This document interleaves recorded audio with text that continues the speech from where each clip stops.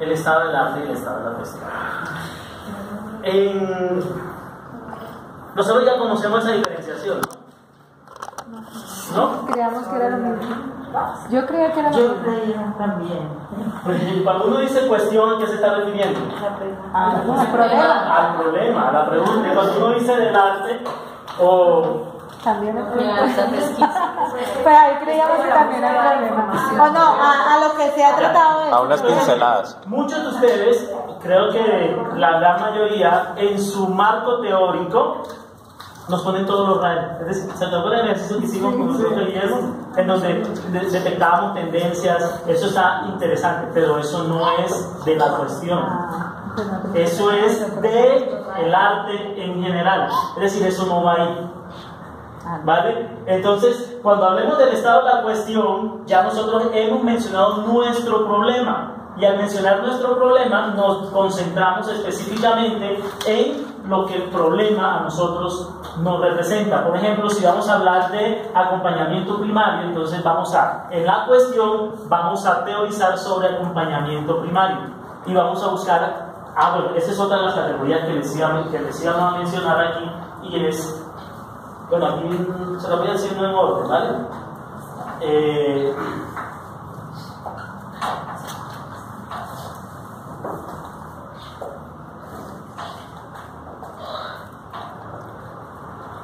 ¿Por qué? Porque el estado del arte, que ustedes mencionan ahí como su marco teórico o marco referencial, se queda con investigaciones que ustedes rastrearon y descubrieron a ciertas personas que están haciendo cierto tipo de investigación, encontraron ciertas tendencias en cuanto a metodología, en cuanto a problemáticas, en cuanto a países, en cuanto a quiénes son los que investigan. Eso ustedes todo lo encontraron.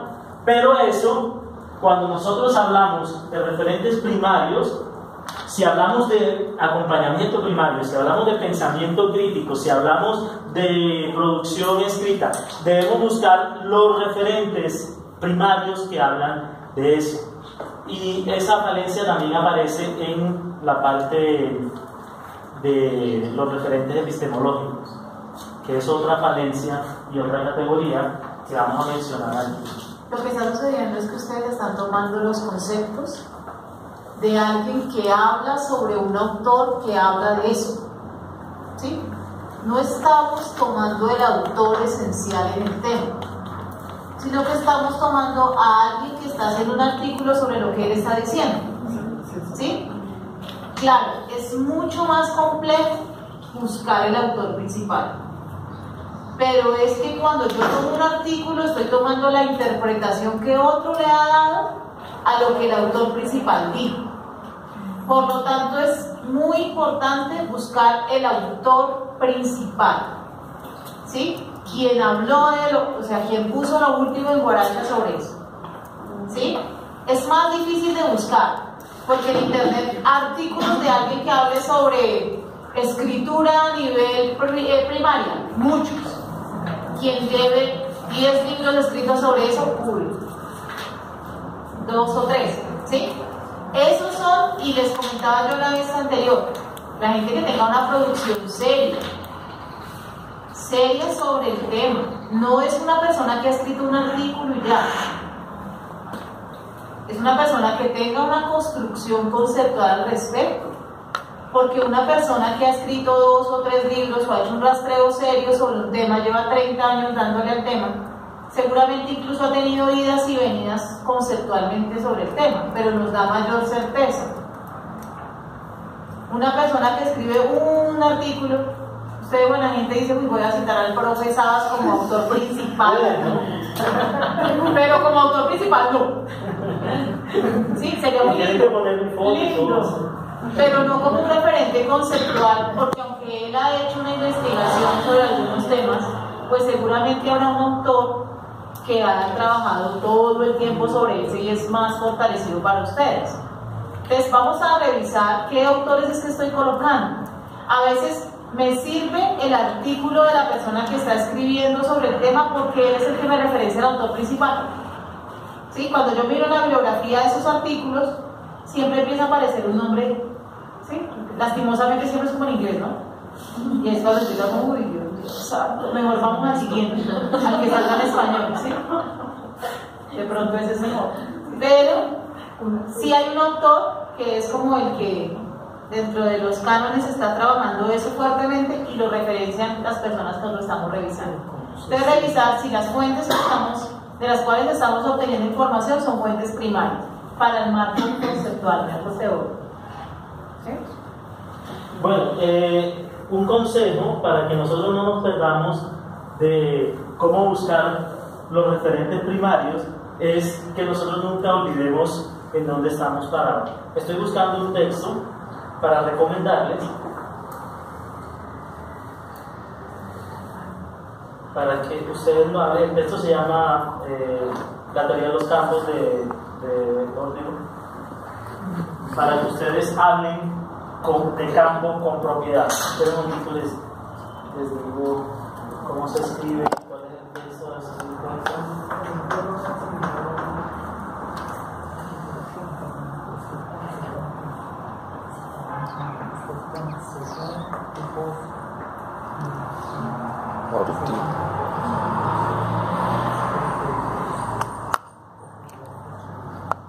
Bueno, el autor es Bordieu. Ustedes busquen teoría de campo, ya les mando el texto para que lo tengamos presente, pero para que nosotros sepamos qué es un campo de investigación, en dónde está la investigación que ustedes plantean, en qué campo, y de acuerdo a ese campo ustedes van a poder buscar los referentes principales. Si el campo de su investigación es el campo lingüístico, ustedes tienen que buscar los principales referentes en lingüística que hablen en ese campo. ¿Sí? Tenemos que identificar primero nuestro campo y así todo lo demás va saliendo más fácil. El objeto de estudio, ustedes nunca pierdan qué es o cuál es su objeto de estudio. El objeto de estudio es diferente al campo, ¿sí? Porque el campo es mucho más amplio y el campo, por ejemplo en lingüística, yo quiero hablar sobre la producción, ¿sí? La producción escrita. Entonces eso es un objeto de estudio dentro del campo. Y ahora de los temas y problemas en investigación. Entonces, ¿qué tema y qué problema hay en la producción escrita? Por ejemplo, producción científica. Entonces, si tenemos un problema en Colombia de la producción escrita de los estudiantes, científica, producción de tipo científico, porque al escribir un ensayo, al escribir un informe, este tipo de escrito a nosotros se nos dificulta. Pero si escribimos una novela, una narración, un mensaje, eso es mucho más fácil. ¿Sí? Entonces, diferenciemos campo, objeto de estudio y tema. No es que esto tenga que aparecer en su trabajo, si usted lo pone perfecto, pero sí usted debe tenerlo claro en dónde está el campo, cuál es el campo de investigación, cuál es el objeto de esa investigación y en qué temas está relacionado con qué problemas. Ahora sí, sigamos mirando esto. Entonces, lo que nosotros les sugerimos que ustedes coloquen en su trabajo, en el marco teórico, es un estado de la cuestión. ¿De cuál cuestión? Ya ustedes en el primer capítulo terminan planteando una cuestión. Esa cuestión se convierte en un objetivo y en unos objetivos específicos. Sobre eso es que ustedes van a hacer la cuestión, el rastreo, y son los referentes principales del campo. Comencemos por ahí. ¿Sí? De pronto ustedes en el estado del arte, que fue lo que sucedió, ustedes encontraron unos referentes importantes, unas investigaciones que hablan. Por eso les decíamos nosotros en su tiempo que revisaran en esas investigaciones la bibliografía, porque en la bibliografía están los referentes teóricos de esa investigación, y que ustedes hicieran un rastreo. Por ejemplo, de las 10 investigaciones que ustedes miraron, encontraron en la bibliografía al mismo autor. ¿Qué quiere decir? Que ese es un referente teórico que hay que mencionar. Si las 10 investigaciones lo mencionan, por ejemplo, no podemos hablar nosotros de un enfoque crítico si no hablamos desde una perspectiva latinoamericana, es decir, Freire y su combo. ¿Sí? No podemos nosotros hablar, si estamos hablando de un enfoque epistemológico crítico, ninguno de ustedes utiliza y mencionan el enfoque epistemológico en un párrafo grande y uno de 3 líneas, por lo general. ¿Sí? ¿Por qué? Cuando se habla de su enfoque crítico, que es un enfoque epistemológico, ustedes tienen que buscar los referentes que ustedes sostienen su idea o su enfoque epistemológico. Y eso adolece en la mayoría de los trabajos. Tenemos que fortalecer eso, ¿vale? Lo mismo pasa con el enfoque epistemológico hermenéutico. ¿Quiénes no dieron crítico aquí? Menos ustedes y ustedes también. Y los demás tienen hermenéutico, ¿cierto? Que es interpretativo y demás. Si ustedes, por ejemplo, aquí en el hermenéutico no mencionan a Dilthey, a Habermas, que son los representantes de la teoría hermenéutica interpretativa, estamos graves. Deben mencionarlo para tenerlos como referentes, ¿vale? Bueno, aquí los referentes primarios, y en el estado de la cuestión nosotros debemos colocar allí en el marco referencial todos aquellos autores que se relacionen con el problema. Sí. Yo tengo una pregunta para el grupo con respecto a el enfoque epistemológico. Lo que yo vi en los trabajos es que estamos colocando el enfoque epistemológico como requisito en un capítulo que nos colocan. Nos pidieron colocar enfoque epistemológico. ¿Qué hacemos? Dice, entonces hagámoslo desde lo crítico y hacemos una descripción de qué es el enfoque crítico. Yo pienso que la pregunta que hay que responder allí es ¿por qué ese enfoque? Y eso obedece a la intencionalidad de mi trabajo de investigación. ¿Sí? La intencionalidad de mi trabajo de investigación dentro de una comunidad investigativa. Eso va más allá y debe ir en concordancia con todo el texto. Si definitivamente la intencionalidad epistemológica de su trabajo es desde el enfoque sociocrítico, eso debe movilizar a la gente a eso, a quien lo lea. Movilizarse en esas comprensiones del enfoque sociocrítico. ¿Sí? Pero no es un capítulo más, porque cualquiera de los jurados que le lean el trabajo lo que va a decir es que yo no quiero una definición exclusiva del enfoque sociocrítico. Para eso me voy a leer a Habermas, ¿verdad? El hermenéutico, ¿sí? O me voy y me leo directamente el trabajo de Freire. Aquí todos los profesores de la maestría han leído esa muestra, ¿sí? No es para que les enseñemos las definiciones. Sí, no. Lo que queremos es que en el trabajo se evidencie dentro de las intencionalidades por qué escogieron ese enfoque. ¿Qué es lo que hace que ese enfoque identifique su trabajo de investigación? Y ahí va amarrado con otros elementos que más adelante vamos a hablar aquí con el profe Sabas, y es que estamos colocando conceptos y colocando cosas, pero no ve uno por ninguna parte qué piensa el investigador. Entonces, voy a poner un ejemplo, y el acompañamiento primario, entonces Pepito dice esto, fulanito dice esto, Tatantín dice esto, listo. Siguiente, pensamiento crítico, entonces este dice este, y quiere que dos, o sea, por lo tanto el grupo de investigación considera que el acompañamiento primario considera que el pensamiento crítico es esto, porque es el punto de partida, los entendimientos que está haciendo realmente el grupo de investigación. No es solo la gente que ha dicho, sino qué es lo que le está quedando al grupo. Eso es una pregunta, pero juradita en las sustentaciones.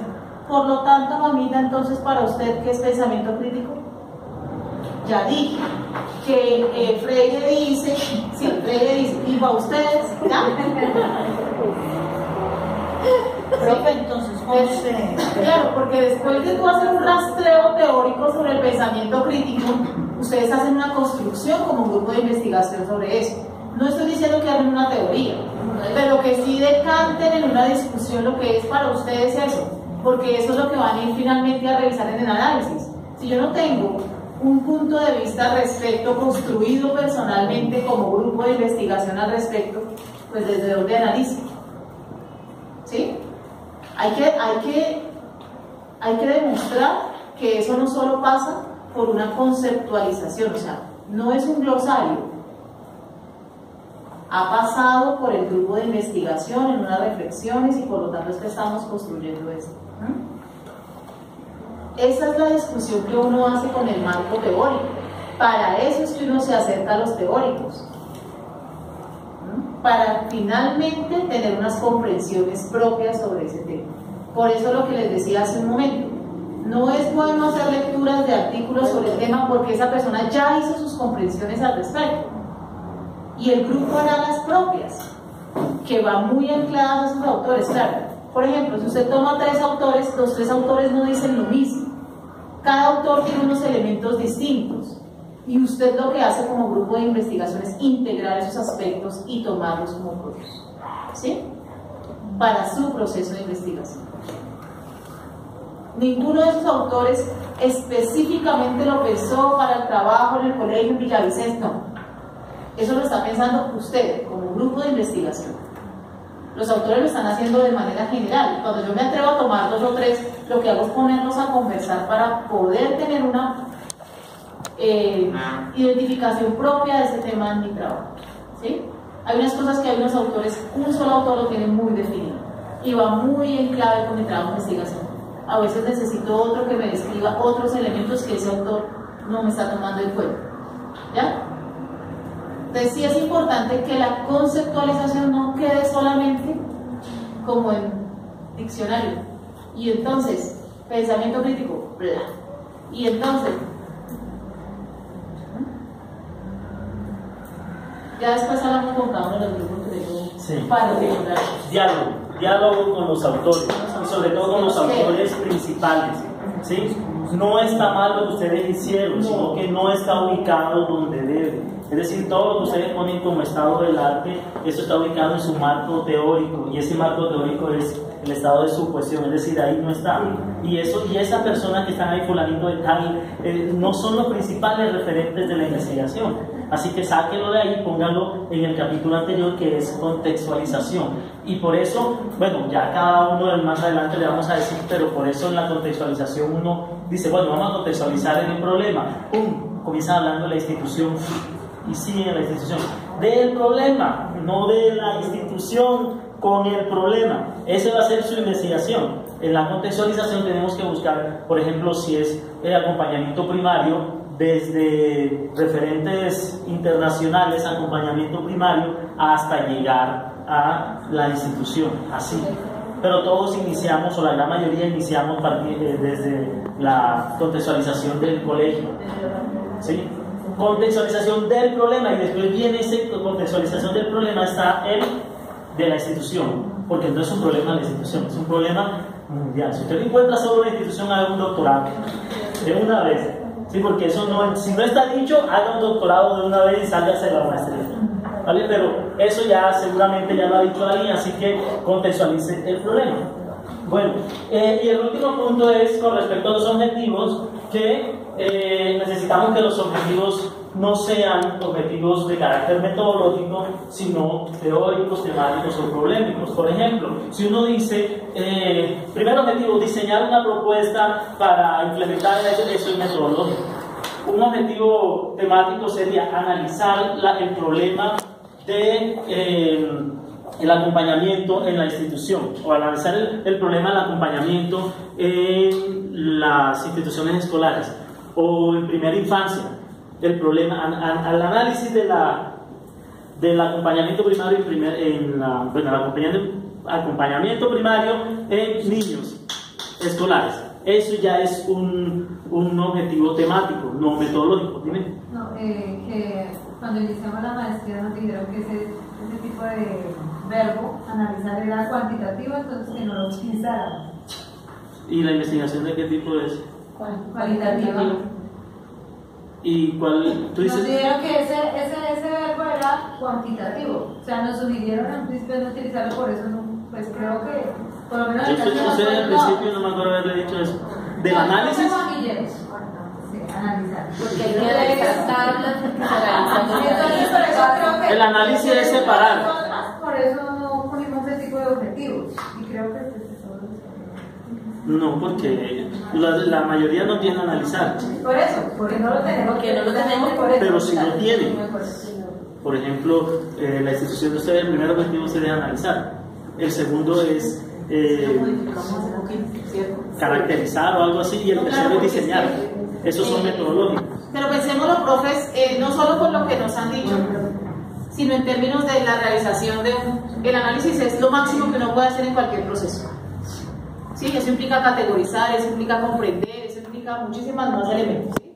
Entonces, y no es solo de lo cuantitativo, sino de lo cualitativo. Igual no estamos diciéndoles, bueno, analicen todo, ¿sí? Pero sí pensémonos en términos de cómo estoy construyendo mis objetivos, si eso realmente representa un proceso de construcción de conocimiento. ¿Ya?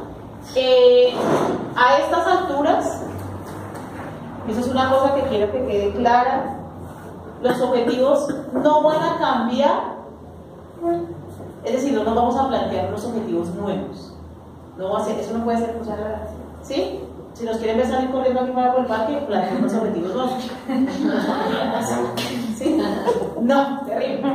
Lo que vamos a hacer es revisar el planteamiento del objetivo para que en términos de lo construido obedezca a lo que ya se ha hecho, ¿sí? Pero no vamos a cambiar objetivos, no vamos a plantear objetivos nuevos, ya no es posible. En cuarto semestre, ¿sí?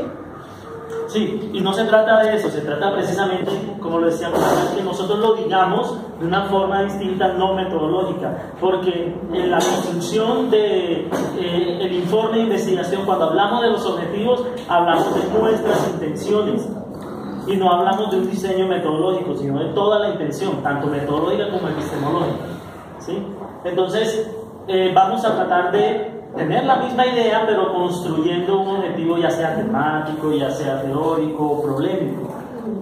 Lo que hace la mayoría de las personas para hacer los objetivos es plantearse preguntas y que un objetivo responda a esa pregunta.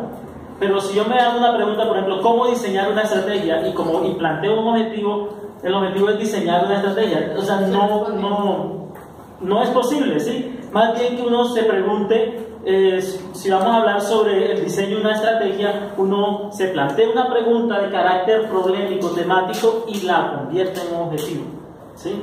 Transformemos nuestros objetivos en objetivos temáticos y no metodológicos, ¿vale? Porque la metodología ustedes la tienen clara. Esa es otra cosa, ya hablaremos puntualmente con cada uno de los trabajos y con los trabajos que tienen esa deficiencia. Por ejemplo, en la conceptualización epistemológica y metodológica. Cuando ustedes hablan de la ruta metodológica, mencionan en la investigación-acción. Y con la profe Ceci hemos decidido que lo más importante para su trabajo es que se evidencie que desde el momento que ustedes iniciaron están en investigación-acción, ¿sí? Y para eso ustedes, cuando hablen de su contextualización, digan lo que hicieron, que hablaron con los docentes, que reunieron a los padres de familia, que hablen de todo lo que hicieron en la contextualización del problema y que encontraron allí, ¿vale? Por eso lo que necesitamos es que hagan un diálogo con los autores cuando hablen y construyan un estado de la cuestión, ¿vale? Ese va a ser, creo que el trabajo más alto en términos de revisar los trabajos de grado que vamos a ver, que traemos como ejemplo. Darle a la estructura de nuestro trabajo una lógica de investigación, ¿sí? Porque ¿qué sucede? En la forma en que están presentando el trabajo, la mayoría de los trabajos, no se ve la investigación-acción, sino cuando se la nombra en metodología. Ya casi acabando. Pero se supone que usted empezó un proceso de investigación-acción donde están mezclándose con el contexto desde el primer momento, ¿sí? Entonces, lo que queremos es que se evidencie que el ejercicio de ir al contexto, de hacer el diagnóstico, de volver, de revisar conceptualmente, de hacer unas planeaciones, de hacer unas intervenciones, se vea a lo largo del documento, porque eso es lo que han venido haciendo, ¿sí? Pero como estamos construyendo el texto, es una investigación tradicional hasta que dicen abajo, y somos investigación-acción. ¿Así? Porque no nombran el diagnóstico, nada, ¿sí? De pronto, ustedes dirán, nombrémoslo y ahí cambia. Si solo nombrándolo cambia, bien, ¿sí? Pero ni siquiera el diagnóstico se denuncia, ¿ya? Yo tengo unas observaciones que son más de forma. APA, vamos graves, ¿no? Sí. APA está tenaz. Que no salga de acá. Por favor, salga. Gracias, Alex. APA está gravísimo. La citación, solo hay un grupo que le da sus pautas a APA, igual se le pasan, porque ¿qué estamos haciendo? Estamos, y eso lo dije la vez pasada, copiamos el texto, colocamos las comillas y ahí muere. Página. Y entonces Pablito dice chan y chao. Y Pablito los demanda por... ¿sí? Cuando tengas un problema con Pablito, grave. ¿Sí? No estamos haciendo la referencia bien, ni siquiera en la bibliografía. En la bibliografía, en la parte final, colocando la bibliografía, hay trabajos que son bastante extensos y me colocan como 5 autores, 10 autores, y digo,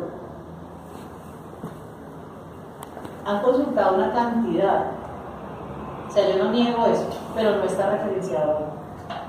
Entonces hay que revisar, porque los problemas ahora está súper de moda la demanda por derechos de autor. Entonces, por favor, ¿sí? Que el corrector de estilo, claro, vamos a pagar el corrector de estilo, pero se enreda el corrector de estilo si encuentra citas y citas sin página o sin autor. Tampoco podemos hacer que el corrector de estilo nos haga milagros. Sí, entonces busquen. No, pues que busquen, que paso le pagamos. ¿Ya? No estamos referenciando los anexos. Entonces tenemos una cantidad de anexos, pero en el documento no se vieron. Se supone que usted hizo una parte de diagnóstico, es una entrevista con los docentes. Ve el anexo 1. Y en el anexo 1 estará la entrevista de los docentes. Entonces yo tengo curiosidad de ver de dónde surgió eso. Allá están los anexos. Ay, vamos a ir a ver dónde están. Tengo todos los anexos. Pero la idea es que dentro del texto esté referenciado dónde encuentro yo esa información, porque es un informe de investigación. Usted está contando cómo hizo su investigación. Por lo tanto, eso debe estar referenciado. Incluso hay alguien que me escribió, vamos a ver la tabla siguiente, y es una imagen. En la siguiente tabla, y veo, bueno, pero eso es más de forma. Pero si no le ponen cuidado, en mes y medio no construyen el documento. Desde la vez anterior habíamos hablado de eso. Si no le ponemos cuidado a la construcción, no tenemos el documento en mes y medio. Entonces sí que sé que es una formalidad, parece una trivialidad, pero si no lo hacemos desde ya, nos enredamos al final. Los capítulos. Y entonces, capítulo 1. Y empieza acá abajo otro título. Capítulo 2. La idea es decirle al lector, en este capítulo usted lo que va a encontrar la contextualización del problema de investigación que se realizó en este.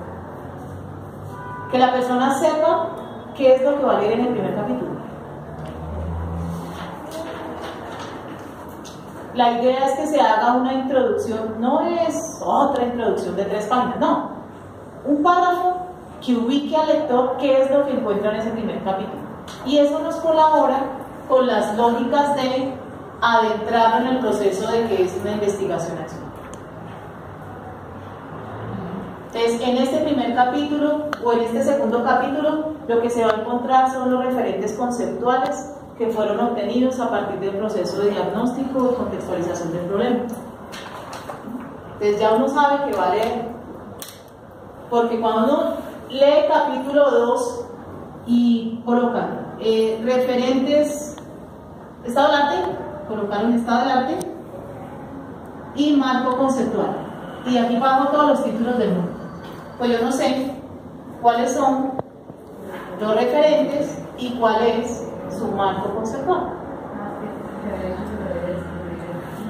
Para que yo lo vaya descubriendo mientras leo. Entonces en el inicio del capítulo se escribe. En el inicio del capítulo se escribe. Para que vaya descubriendo. En este capítulo tú descubrirás. Claro, la introducción al capítulo puede decir eso. Este capítulo está construido para que descubras cuáles son los referentes conceptuales. Entonces ya uno se ahorita que tiene que descubrir. Lectura interactiva. Y al final del capítulo, también una conclusión pequeña que viene un poco a lo que les estaba mencionando, y es qué nos quedó de esta construcción. ¿Qué nos quedó de la construcción teórica? ¿Qué nos queda de lo que es el proceso metodológico? ¿Cuál es la intencionalidad y qué nos queda de lo epistemológico? ¿Cuál es la... creo que en la primera parte, pues, ¿qué nos queda? Pues el problema. ¿Sí? En la primera parte, ¿qué nos queda? El problema. En el segundo me queda una concepción sobre los términos que enredé conceptualmente el problema. ¿Sí? En la metodología que me quedó claro cómo voy a abordar el problema. ¿Sí? Pero esos primos elementos, ¿qué va a encontrar? Y cómo que quedamos después de construir este capítulo. ¿Sí? Y esa conclusión lo que nos permite es anclar este capítulo con el siguiente. ¿Sí? Ya me quedó claro conceptualmente, ahora voy a ver cómo lo hago. Entonces entro a la metodología. ¿Sí? Y después de ver cómo lo hice, entonces los llevo a cómo, qué fue lo que obtuve. ¿Sí? ¿Qué fueron los resultados? Y después de esos resultados y el análisis de todo, entonces voy a mostrarles qué concluyo. ¿Sí? Pero es como ir llevando a la persona lo que les decía hace un rato, no demos todo por sentado, llevemos al lector a través del camino. Yo he leído tesis de trabajos de grado que han sido prácticas docentes a través del cuento, y el informe es un cuento. ¿Sí? Empieza. ¿Sí? La maravillosa historia de Pepita en su trabajo de investigación. Listo, entonces uno dice, bueno, vamos a ver qué tal. En la construcción del documento, así sea narrativo, da cuenta de los elementos de la investigación. Solo que me está contando una historia, menos formal, pero sí está dando cuenta de todo.